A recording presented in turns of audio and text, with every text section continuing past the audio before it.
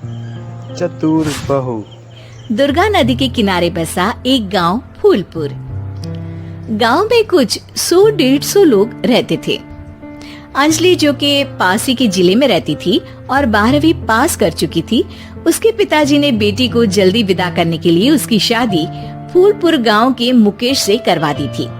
मुकेश कभी स्कूल नहीं गया था और इस कारण वो पढ़ा लिखा नहीं था और बाकी गांव वालों की हालत भी मुकेश जैसी ही थी। मुकेश के घर में उसके माता पिता भी रहते थे। सासू माँ, मैं बाहर मंदिर तक जा रही हूँ, आधे घंटे में आ जाऊंगी। अरे अभी कहीं जाने की जरूरत नहीं है, चुपचाप जाके रसोई में रात के खाने की तैयारी करो। और ये घूंघट क्यों हटा लिया है तुमने? क्या पता नहीं कि इस गांव में औरतें बिना घूंघट के नहीं रहती? रात में अंजलि छत पर जाकर अपनी मम्मी से बात कर रही होती है।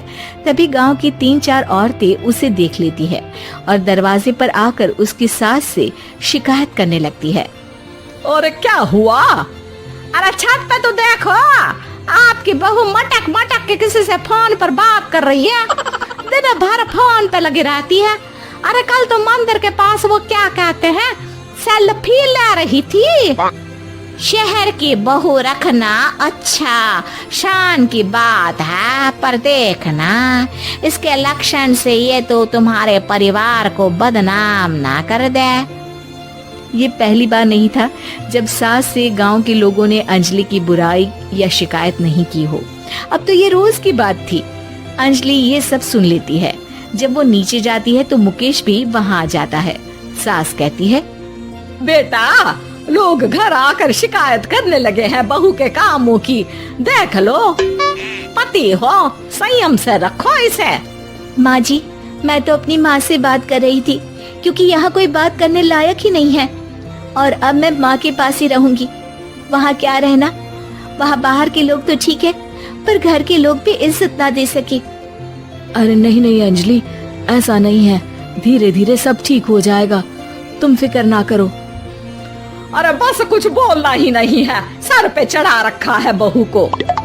सास मुकेश की नरम बात सुन के वहाँ से मुंह चढ़ाकर चली जाती है। मैं तो कहती हूँ हम दोनों शहर चले जाते हैं। मैं पढ़ी लिखी हूँ, मुझे वहाँ नौकरी भी मिल जाएगी और थोड़े दिनों में आप भी वहाँ कुछ काम ढूंढ लेना। अरे नहीं नहीं अंजलि, हम यहाँ ना गांव का खेत, माँ पिताजी को छोड़कर शहर नहीं जा सकते। माँ पिताजी को कैसा लगेगा और गांव वाले क्या सोचेंगे? ये कहकर मुकेश सोने चला जाता है और अंजलि की गांव वालों द्वारा बुराई का सिलसिला बहुत दिनों तक चलता ही रहता है। लेकिन अंजलि गुस्सा ना दिखाते हुए समझदारी से काम लेती है। बारिश का मौसम चालू हो जाता है। जोरदार बारिश से पूरे गांव में हाहाकार मच जाता है। दुर्गा नदी में बाढ़ आ जाती है और बाढ़ का पानी पूरे गांव की फसल तबाह कर देता है। फसल की ये हालत देखकर गांव वाले निराश हो जाते हैं और बात तो यहाँ तक पहुँच जाती है कि कुछ लोग तो अंजलि को इस सब का दोषी ठहरा देते हैं। अरे पूरी फसल तबाह हो गई, पता नहीं किसकी नजर लग गई है। अरे जब से चौधरी परिवार में ये शहर की बहू आई है ना, तब से ही गांव की शांति चली गई है। इसके कर्म कांड से माँ दुर्गा नदी भी खुश नहीं है। ये सब सुनकर बेचारी अंजलि रोते हुए अपने घर चली जाती है। कुछ दिन बाद सभी गांव वाले अपनी फसल का मुआवजा लेकर अपने अपने घर आते हैं। मुकेश भी 1500 लेकर आता है। अंजलि को जब पासबुक दिखाता है तो अंजलि हैरान हो जाती है। अरे, ये पासबुक में तो उन्होंने 4000 की एंट्री करी है और आपको सिर्फ 1500 दिए। सच में? अरे वो सरकारी अफसर आपको बेवकूफ बना रहे हैं। सरकार की तरफ से हमें 4000 मिले हैं, लेकिन बाकी का सारा पैसा खुद ही खा रहे हैं। आप लोग के अनपढ़ होने का फायदा उठा रहे हैं। ये सब सुनकर मुकेश परेशान हो जाता है, लेकिन अंजलि उसे हिम्मत से काम लेने को कहती है और सुबह होते ही मुकेश को पंचायत कार्यालय ले जाती है और साथ में गांव के और लोगों को भी।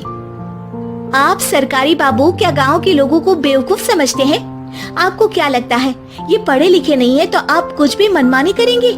ये बेचारे दिन रात इतनी मेहनत करते हैं, ये हमारे अन्नदाता है और आप इनके साथ ऐसा धोखा करते हैं।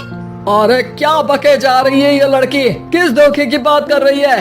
अपने कांड करके नदी माँ को नाराज करके हमारा नुकसान करके इसे चैन नहीं मिला क्या? सरपंच जी, इन सरकारी बाबू ने मुझे बेवकूफ बनाया है और मेरे हिस्से के पैसे खुद चट कर गए। बस ये सुनते ही सरपंच वहाँ से दुम दबाकर भाग जाता है। पता चलता है कि जनपद अधिकारियों ने गांव के सरपंच के साथ मिलकर सबके साथ धोखा किया है।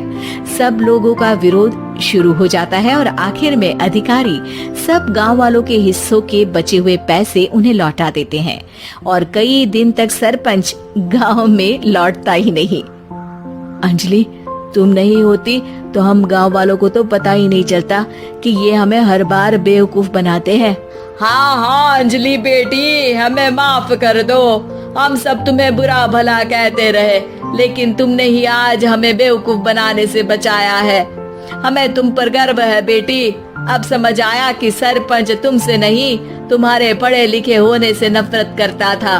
क्यों ना इस बार हम अंजलि को ही सरपंच पद के लिए चुन ले? क्या कहते हो गांव वालों? पढ़ी लिखी सरपंच। बस पूरा गांव अंजलि के लिए ताली बजाता है और अंजलि की सास उसे खुशी से गले लगा लेती है।